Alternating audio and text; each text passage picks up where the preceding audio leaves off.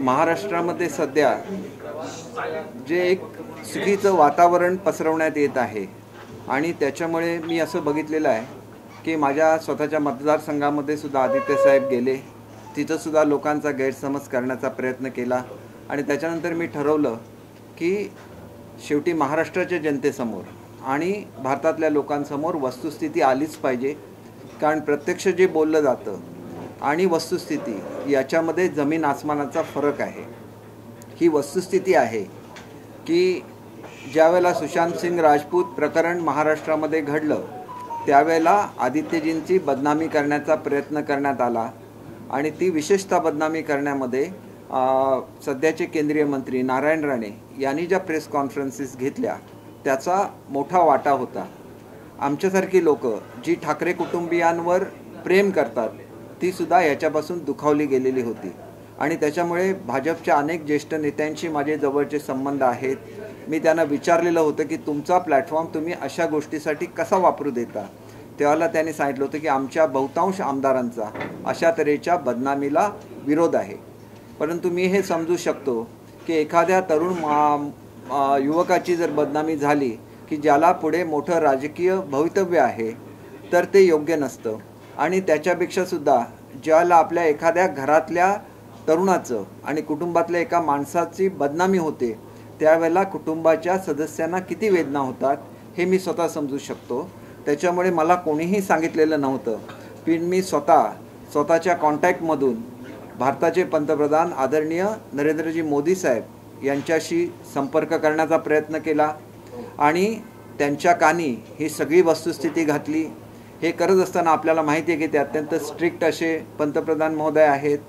मी कोण आहे याची माहितीसुद्धा कदाचित त्यांनी काढली असेल आणि त्याच्यानंतरच ही माहिती त्यांनी व्यवस्थित ऐकली, त्याच्यावर त्यांनी व्यवस्थित रिस्पॉन्ड केला आणि या दरम्यानच्या काळात हे बघा, प्लीज मी आपल्याला सांगतो, मी आपल्या एकाही प्रश्नाचं उत्तर देणार नाही आहे, कारण ज्यावेळेला नाही मला बघा, मला जे काय तुम्हाला लिहायचं ते लिहा, नाही लिहायचं ते लिहू नका, परंतु मला मध्ये डिस्टर्ब करू नका अशी मी आपल्याला विनंती करतो आणि मी कुठलीही प्रश्नोत्तरं याच्यामध्ये करणार नाही आहे। ज्यावेळेला सुशांत सिंग राजपूत मी प्रत्यक्षात तुम्हाला सांगितलं, डेट्स तुम्ही शोधून काढा, सुशांत सिंग राजपूत प्रकरण ज्यावेळेला घडलं त्यावेळेला नारायण राणे साहेबांची प्रेस कॉन्फरन्स ही मुंबईमध्ये झालेली होती आणि ती बीजेपीच्या कार्यालयामध्ये झालेली होती आणि त्याच्यामुळे जी बदनामी झाली आदित्य साहेबांची त्याच्यामुळे अनेक लोक नाराज झालेली होती, अनेक लोकांनी मोर्चे काढले। प्रत्येक मी बोलताना माझ्या एकट्याच्या वतीने बोलत नाही, आमचे 50 आमदारांची जी मनस्थिती आहे त्याच्याबद्दल सांगतो की हा इनिशिएटिव्ह मी स्वतःच्या मनाने घेतलेला होता। माझ्यासारखा साधा मनुष्य पंतप्रधान कार्यालयापर्यंत पोचू शकत नाही, परंतु ही ईश्वराची देणगी या महाराष्ट्राच्या भूमीला दिलेली आहे की ते म्हणणं खरं होतं म्हणून ते पंतप्रधान महोदयांच्यापर्यंत पोचलं। त्याच्यानंतर पंतप्रधान महोदयांचं आणि उद्धव साहेबांचा डायलॉग सुरू झाला।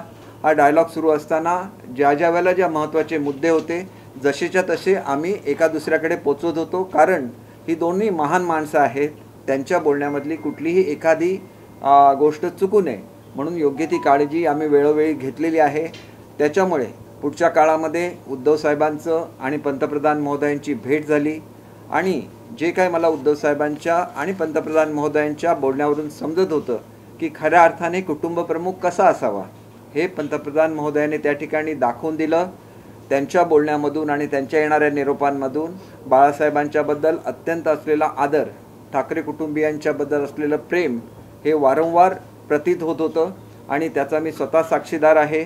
त्याच्यानंतर उद्धव साहेबांचं आणि ज्या वेळेला पंतप्रधान महोदयांची भेट झाली आणि त्याच्यानंतर त्या भेटीची माहिती जी आम्हाला उद्धव साहेबांच्याकडून कळली त्याप्रमाणे त्यांनी स्पष्ट शब्दात सांगितलेलं होतं की मला माझ्या पदापेक्षा तुमच्याशी असलेले कौटुंबिक संबंध जपण्यामध्ये जास्त मी त्याला महत्त्व देतो आणि म्हणून त्यांनी त्याच वेळेला आपल्या पदाचा त्याग करायचं ठरवलेलं होतं। येत्या 15 दिवसामध्ये ते आपल्या पदाचा त्याग करणार होते, परंतु ज्याला मुंबईला ते परत आले त्याला त्यांच्या लक्षात आलं की या गोष्टी आपण कार्यकर्त्यांसमोर सुद्धा पोचवल्या पाहिजेत, नाहीतर कार्यकर्त्यांचा गैरसमज होतो आणि त्याच्यामुळे त्यांनी काही वेळ मागून घेतला। हा वेळसुद्धा त्यांना देण्यात आला आणि ह्या दरम्यानसुद्धा जी बोलणी होत होती ती पूर्णपणे उद्धव साहेबांच्या मनामध्ये जे आहे त्याप्रमाणे करण्याची तयारी हे त्या पक्षाचे प्रमुख आणि कुटुंबाचे प्रमुख म्हणून त्यांनी तयारी दर्शवलेली होती. हे सगळे निरोप देत असताना फक्त आम्हाला 3 लोकांना माहिती होतं. त्याच्या व्यतिरिक्त रश्मीवहिनींना माहिती होतं, उद्धव साहेबांना माहिती होतं. त्याच्यामुळे काहीही खोटं बोलून कोणाचीही बदनामी करण्याची मला गरज नाही. जे घडत होतं जसंच्या तसं मी महाराष्ट्राच्या जनतेसमोर आणतोय. आणि ह्या गोष्टीमध्ये खूप वेळ गेला आणि दरम्यानच्या काळामध्ये 12 लोकांचं निलंबन झालं. निलंबन ज्या वेळेला झालं त्यावेळेला सुद्धा BJPकडून निरोप आलेला होता की आपली बोलणी चालू आहेत, असं निलंबन आणि एवढ्या काळासाठी करणं हे योग्य नाही. आणि त्याच्यानंतर आपल्याला माहिती आहे की कोर्टाने सुद्धा हे निलंबन रद्द ठरवलं. आणि त्याच्यामुळे नंतरच्या मंत्रिमंडळामध्ये त्याच्यामुळे झालं की कशामुळे झालं मला माहिती नाही, परंतु श्री नारायण राणे यांचा समावेश हा केंद्रीय मंत्रिमंडळामध्ये झाला. आणि केंद्रीय मंत्रिमंडळामध्ये समावेश झाल्यामुळे ही गोष्ट उद्धव साहेबांना आवडली नाही. त्यावेळेला ही बोलणी थांबली. त्याच्यानंतर 2 महिन्यांनी माझी एकदाच ह्या संदर्भात बोलणं उद्धव साहेबांसाठी झालं. त्यावेळेला त्यांचं बोलणं असं होतं की ह्या लहान लहान गोष्टी होत राहतात, पुन्हा एकदा बोलणी चालू होऊन याच्यातून काहीतरी चांगलं निष्पन्न व्हावं असं त्यांचं सुद्धा मत होतं. परंतु एकंदरच त्यांना असलेल्या वेळेच्या अभावामुळे पुढे ही बोलणी होऊ शकली नाही. ही वस्तुस्थिती आहे.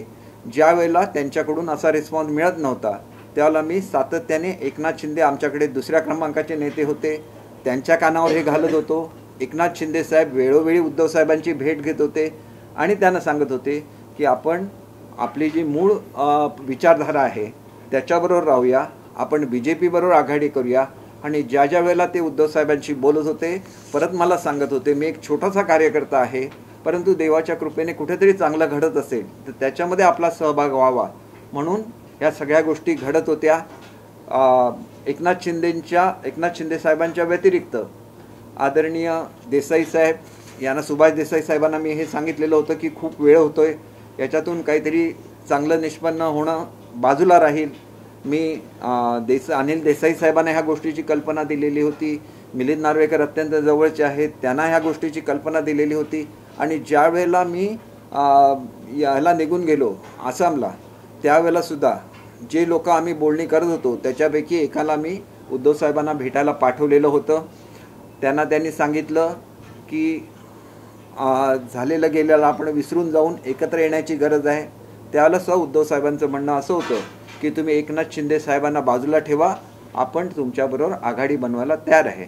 परंतु या गोष्टीला ना तर BJPची लोक तयार होती, नाहीतर आम्ही आमदारही तयार नव्हतो, कारण हे योग्य ठरलं नसतं. आणि पुढे काय घडलं हा इतिहास आहे. आणि त्याच्यामुळे आज कार्यकर्त्यांच्या भावना भडकावणं, त्यांना सांगायचं की हे शिवसेना संपवण्यासाठी हे सगळं चाललेलं होतं, हे संपूर्णपणे खोटं आहे.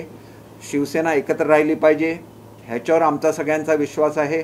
मराठी माणसाच्या अस्मितेचा तो प्रश्न आहे.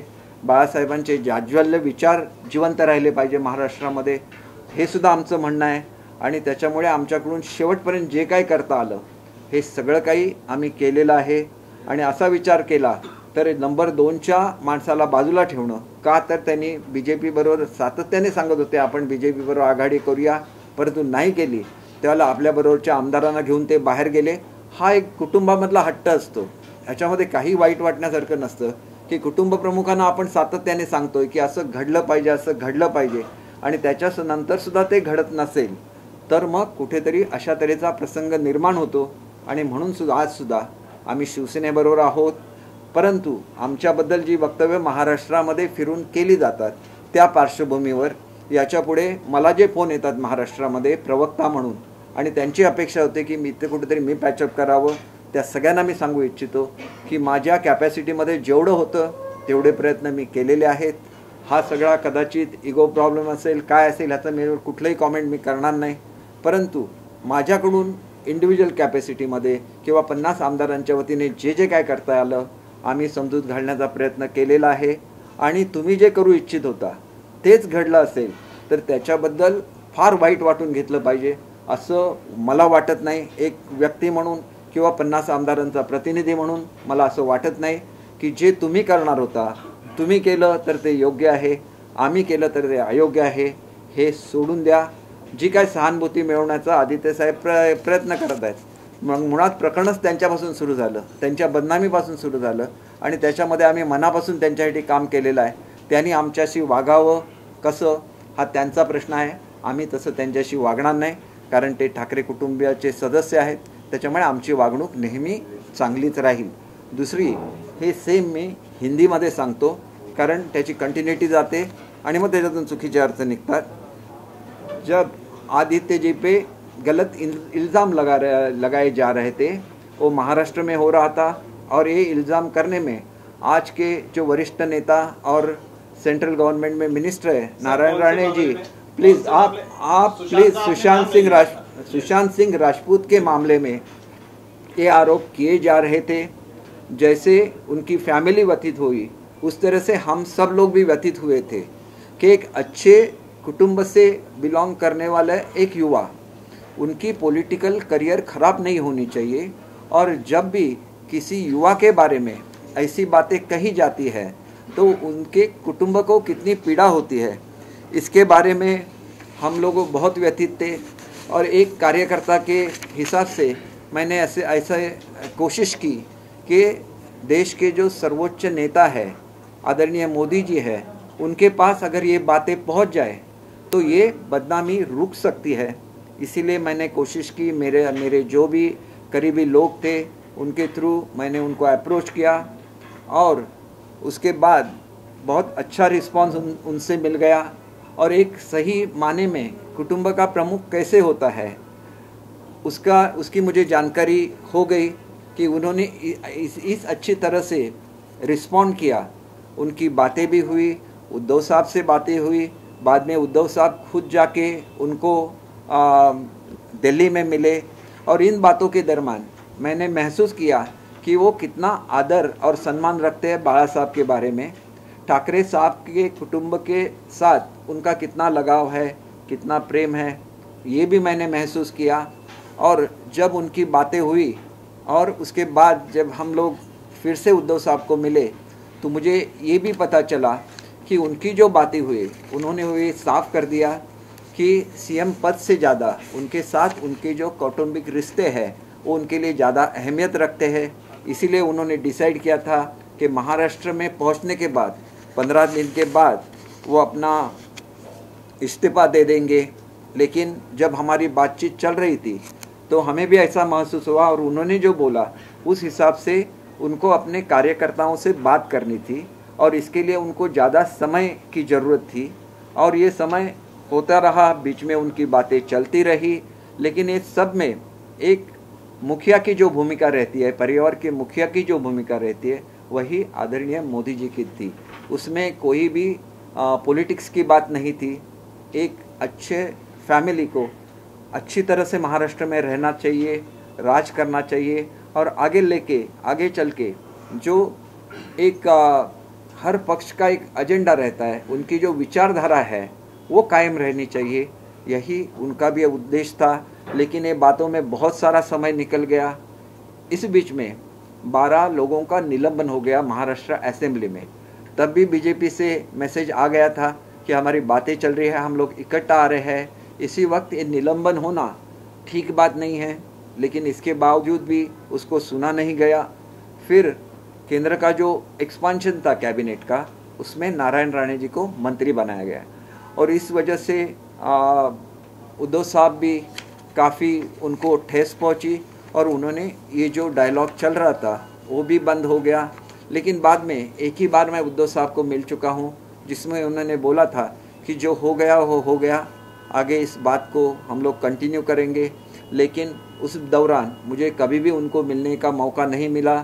मैंने करीब 6 महीने तक मैंने ट्राई किया, 4 महीने होंगे, 6 महीने हो गए, मैंने ट्राई किया कि उनसे मिलके बातें कर ले और इस चीज़ को आगे लेके चले, लेकिन ये हो नहीं सका.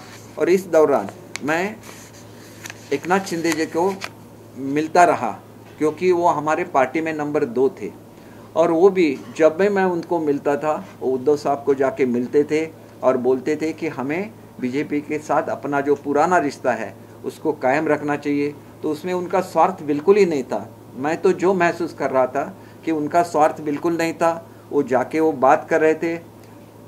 इसके अलावा मैंने जो ज्येष्ठ नेता थे जैसे अपने सुभाष देसाई साहब थे, अनिल देसाई साहब थे, उनके करीबी नार्वेकर जी थे, सबसे मैंने बात की थी और मुझे मालूम नहीं इसमें से कितने लोगों ने जाके उनसे ये बात की, लेकिन एकनाथ शिंदे जी बार बार ये बात उनको कहते रहे और उसके बावजूद भी जब ये नहीं हुआ और एकनाथ शिंदे जी चले गए तो तब भी मैं मुंबई में था।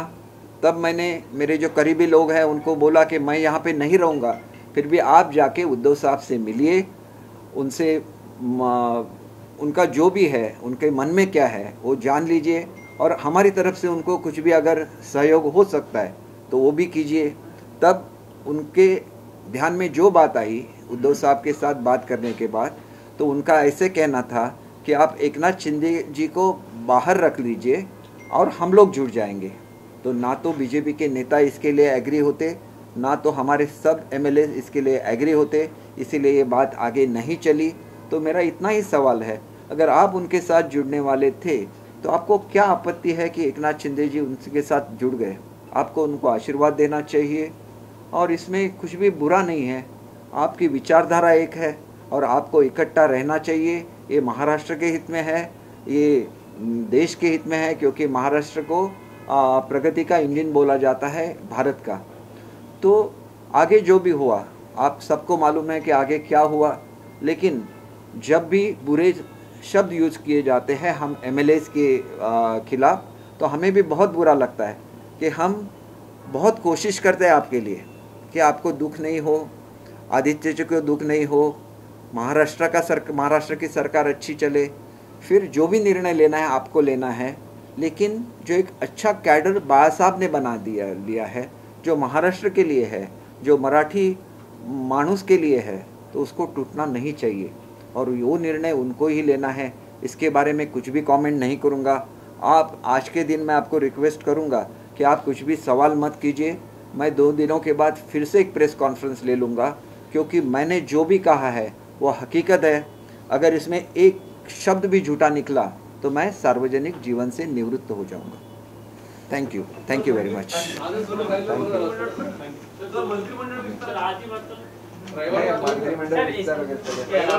इसके अलावा आपको कुछ सवाल पूछने होंगे तो आप जरूर पूछिए। हे बघा, विस्तार मी जरी रविवारची डेडलाईन दिली होती ती ह्याच संदर्भात होती की अजितदादा विरोधी पक्षनेते आहेत, त्यांनी म्हटलं होतं की लवकरात लवकर विस्तार झाला पाहिजे। अनेक जिल्ह्यामधून ही मागणी येत होती की पालकमंत्री नसले तर आम्हाला मुंबईला आमचे म्हणणं मांडायला यायला लागतं, आम्हाला तिथं म्हणणं मांडता येत नाही। ही वस्तुस्थिती ज्याला मी पक्षश्रेष्ठींच्या कानावर घातली त्याला त्यांनी मला सांगितलेलं होतं की आमच्या सगळ्यांच्या वतीने, म्हणजे आदरणीय फडणवीस साहेबांच्या वतीने, शिंदे साहेबांच्या वतीने शब्द द्या की आम्ही 4 दिवसामध्ये हे एक्सपान्शन करू। त्याच्यानंतर आमचे नेते दिल्लीला गेले, तिथं चर्चा झाली। कारण ही जी चर्चा होती ही 2 पक्षामध्ये जशी असते त्याच्याबरोबर आमच्याकडे अपक्ष आमदार सुद्धा आहेत, जवळजवळ 20 संख्या आहे त्यांची, आणि त्यांचा सुद्धा त्यांच्यापैकी काही लोकांचा समावेश झाला पाहिजे। तरी अत्यंत डेलिकेट अशी चर्चा असते आणि त्याच्यामध्ये निर्णय घेताना काही वेळेला जर उशीर झाला तर तो स्वाभाविक आहे। पूर्वी सुद्धा ज्या वेळेला सरकार बनलेली आहेत, काँग्रेस आणि राष्ट्रवादीचं सरकार बनत होतं त्याला खाते वाटप असेल इतर गोष्टीवरून तुम्ही पूर्वीचं रेकॉर्ड काढून बघा, महिन्याचा वेळ जात होता त्याच्यामध्ये सुद्धा। तर आज ते घडलं म्हणून त्याच्यावर खूप मोठी आपत्ती घेण्यासारखं काय आहे असं मला स्वतःला वाटत नाही। येत्या 2-4 दिवसामध्ये हे घडून जाईल याचा मला खात्री आहे। आणि आम्ही तुम्हाला एकच गोष्ट सांगू इच्छितो की आम्हाला जर कुठल्याही ह्याच्यापासून आमची आमदारकी वाचवायची असती तर आम्ही दुसऱ्या पक्षामध्ये विलीन होऊ शकत असतो। हा एक वेगळा मुद्दा आहे जो भारतामध्ये सर्वप्रथम आलेला आहे की पक्षामध्ये लोकशाही असावी की नाही याचा निर्णय सुद्धा घ्यायला लागेल आणि त्याच्याचबरोबर प्री पोल अलायन्सेस असतात त्याच्यावरचा निर्णय सुद्धा भारतामध्ये व्हायला लागेल। कोर्टामध्ये काय ठरतं, कोर्टामध्ये काय बोललं जातं ह्याच्याबद्दल मी कुठलेही कॉमेंट करणार नाही, परंतु पक्षांतर्गत लोकशाही असली पाहिजे आणि एका माणसाने सगळे निर्णय घेऊन त्यांचं म्हणणं हेच म्हणजे पक्षादेश म्हणून जर पाठवणार असतील तर तो कितपत योग्य आहे याच्यावर सगळ्यांवर ज्यावेळेला हे बेंच विचार करेल किंवा लार्जर बेंच विचार करेल त्याच्यामधून लोकशाही सदृढ होईल आणि जी लोक कुठलाही स्वार्थ न बाळगता ज्याला बाहेर पडतात त्याला ते पक्षापासून कधीही वेगळे झालेले नसतात, ते पक्षाशी एकनिष्ठ असतात। मग अशा लोकांनी काय करावं याचं सुद्धा मार्गदर्शन झालं पाहिजे आणि हे सगळं या विचार मंथनातून होईल एवढीच आमची अपेक्षा आहे। याच्या पलीकडे आम्हाला कोण काय बोलतं याच्या व्यतिरिक्त मी बघितलं की आमच्यासारखी सिनियर लोक जी राजकारणाचा अभ्यास करतात त्यांच्याविरुद्ध कसे कॉमेंट्स येतात आपण एकदा बघा. ही महाराष्ट्राची संस्कृती नाही आणि म्हणून आम्ही काय करत असतो आमच्या पक्षनेत्यांसाठी हे सगळ्यांना कळावं आणि हे अशी लोक असतात त्यांनासुद्धा उत्तर मिळावं ही याच्या मागची अपेक्षा आहे की महाराष्ट्र हा एक वेगळा देश आहे. महाराष्ट्रामध्ये आपण म्हणतो की रेड्याच्या तोंडून ज्ञानेश्वरांनी गीता वदवलेली होती, वेद वदवलेले होते, ती आमची भूमी आहे. मग आमच्यासारख्या एखाद्या सर्वसामान्य माणसाच्या तोंडून 4 चांगले शब्द येत असतील तर ते सुद्धा आपण कसे डायजेस्ट करायचं हे लोकांनी समजलं पाहिजे आणि तसं कॅडर निर्माण झालं पाहिजे. 80% समाजकारण आणि 20% राजकारण करणारी सेना बाळासाहेबांनी निर्माण केली म्हणून ती सेना महाराष्ट्रामध्ये टिकली. त्याचं अस्तित्व टिकलं पाहिजे ही आमची भूमिका आहे. दुसऱ्या कुठल्या पक्षाची विचारधारा घेऊन शिवसेनेत जाऊ नये. बाळासाहेबांची जी विचारधारा आहे ती घेऊन त्यांनी जावं ह्याच्यासाठी आमची लढाई आहे आणि ती लढाई आम्ही चालू ठेवलेली आहे. आणि शिंदेसाहेब हे आमच्या लढाईतले आमचे कॅप्टन आहेत, त्यांच्याबद्दल आम्हाला आदर आहे. मी आज एका ज्येष्ठ पोलीस अधिकाऱ्यांशी चर्चा करत होतो त्याला त्यांनी मला सांगितलं की शिंदेसाहेबांना एवढा थ्रेट आहे नक्षलवाद्यांकडून तरी पण ते लोकांमध्ये जातात, तरी पण ते लोकांमध्ये मिसळतात. त्याला आमचंसुद्धा टेन्शन वाढतं कारण पालकमंत्री गडचिरोलीचे म्हणून त्यांनी ज्या ज्या ॲक्शन गडचिरोलीमध्ये घेतलेल्या आहेत त्याच्यामुळे त्यांना निश्चितपणे थ्रेट निर्माण झालेला आहे आणि अशा परिस्थितीत ते लोकांपर्यंत जातात, लोकांना भेटतात.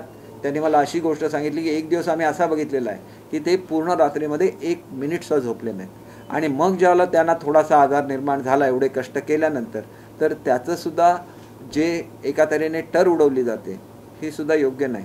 शेवटी काय ते स्वतःसाठी करत नाहीत, गरीब लोकांसाठी करतात. आणि मी अशी सुद्धा मंत्री बघितलेली आहेत ती आलेली निवेदनं आपल्या PA कडे देऊन टाकायचं, त्याच्यावर काय साधी सहीसुद्धा करायची नाही. त्या पार्श्वभूमीवर हजारो लोक जरी रोज भेटली तरी प्रत्येकाच्या निवेदनावर सही करणं, त्याच्यावर लिहून देणं हे करणारा तरी मुख्यमंत्री महाराष्ट्राला लाभला याच्याबद्दल मला स्वतःला अभिमान है। विधायकों की बैठक होने वाली थी, क्या वजह थी कि पोस्टपोन कर लिया गया? आज जो बैठक होने वाली थी विधायकों की, नहीं, विधायकों की बैठक कभी भी नहीं बुलाई गई है। अगर विधायकों की बैठक बुलाते तो इसके बारे में मुझे ज़रूर पता चलता, क्योंकि मैं भी खुद एक विधायक हूँ। मैं वो 50 विधायकों को रिप्रेजेंट करता हूँ जो हमारे साथ है, और हर कोई आज भी मन से तन से शिवसेना के साथ है और शिवसेना के सिद्धांतों को लेके वो आगे चलेंगे। मंत्रिमंडल मामला है इसलिए जो है नहीं हो पा रहा है मंत्रिमंडल का विस्तार। देखिए, आपने सब सुप्रीम कोर्ट के जजमेंट पढ़े होंगे, उसमें कोई भी पाबंदी नहीं लगाई गई है सरकार के ऊपर, लेकिन फिर भी एक रिस्पेक्ट रहता है कि जब हियरिंग चलता हो तो कोई भी ऐसी चीज़ें नहीं हो जिससे गलत मैसेज जाए या तो डिसरिस्पेक्ट लगे। तो इसकी भी सरकार पे जिम्मेदारी रहती है कि योग्य आदर रखना, क्योंकि वो हाईएस्ट अथॉरिटी है, उनका आदर रखना चाहिए। मंत्रिमंडल होने में 2-3 दिन लेट भी लगे तो उससे कुछ फ़र्क नहीं पड़ता है। एक रिस्पेक्ट रखना है, जो सबसे बड़ी अथॉरिटी है उसके बारे में रिस्पेक्ट रखना है, और वही रिस्पेक्ट हम लोग रखते आए हुए हैं। मैं ऑफिशियल प्रवक्ता हूँ, मैंने एक भी कमेंट नहीं किया है जो चल रहा है कोर्ट में, उसके बारे में कुछ भी कमेंट नहीं किया है। मैंने एक ही रिक्वेस्ट कल की थी कि जैसे भी ऑर्डर आती है उसी तरह से उसको लोगों के सामने लेके जाइए, क्योंकि ये राइटिंग में ऑर्डर रहती है, स्पीकिंग ऑर्डर रहती है, तो उसका वहाँ पे रिकॉर्डिंग चलता है, और जो भी लॉ बुक्स है उसमें वर्ड टू वर्ड करेक्ट आ जाता है। तो ये वर्ड टू वर्ड जो करेक्ट डिसीजन है वही लोगों के सामने आना चाहिए, ना कि कुछ भी लोगों के सामने आना चाहिए जिससे लोगों में भी गलत फहमियाँ हो रही है। तो हमारे लिए भी एक हमारे जो सिद्धांत है उसके लिए ये लड़ाई है। तो हम लोगों को भी लगता है कि हमारे सिद्धांत जो है लोगों के सामने सही तरीके से जाए, और अगर वो आपके थ्रू ही जा सकते हैं तो इसीलिए मैंने कल प्रेस ली थी और उसमें रिक्वेस्ट की थी कि जो लॉ के ये है जिसमें वर्ड टू वर्ड करेक्ट ये आ जाता है उसको आप फॉलो करें और उसकी आप न्यूज़ बनाएं तो लोगों तक ये पहुंच सकता है। Thank you very much. Court का फैसला आएगा उसके बाद ही मंत्रिमंडल का विस्तार होगा? नहीं, ये फैसले का सवाल नहीं है। देखिए, जब कोर्ट की कार्रवाई चलती है तो हम यहाँ पे कुछ करें तो एक वो रिस्पेक्ट रखना चाहिए, और ये रिस्पेक्ट की बात है, हमें कोई पाबंदी नहीं डाली हुई है, लेकिन जो रिस्पेक्ट है वो दिखाना ही पड़ता है, और वो हर गवर्नमेंट का कर्तव्य है। और जो हमारे सीएम साहब वो कर रहे हैं और डेप्युटी सीएम भी कर रहे हैं. 2-4 महिने चालेल तोपर्यंत विस्तार करणार नाही आपण. कसं आपण सांगितलेलं आहे सोमवार मंगळवारपर्यंत इंटरिम ऑर्डर निघून जाईल आणि त्याच्यानंतर केस चालत राहील. परंतु इंटरिम ऑर्डर ज्यावेळेला हिअरिंग चालू आहे त्यावेळेला आपण योग्य तो मान ठेवायला लागतं असं मला स्वतःला वाटतं.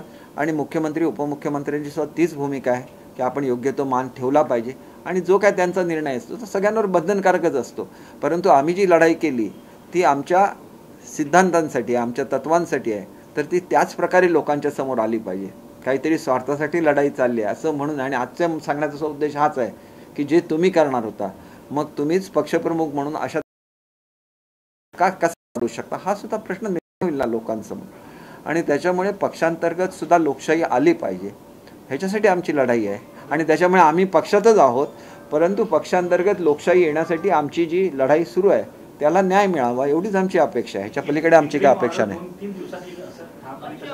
कारण त्यांनी सांगितलं की सोमवारी आम्ही डिसिजन घेऊ. तुम्ही जर त्यांचं व्यवस्थित वाचलं तर त्याच्यामध्ये लिहिलं आहे की सोमवारपर्यंत आम्ही 5 जजेसचं लार्जर बेंच बनवू की नाही ह्याच्यावर सुद्धा आम्ही निर्णय घेऊ असं त्यांनी म्हटलेलं आहे. त्यामुळे माझ्या तोंडातलं काही सांगत नाही.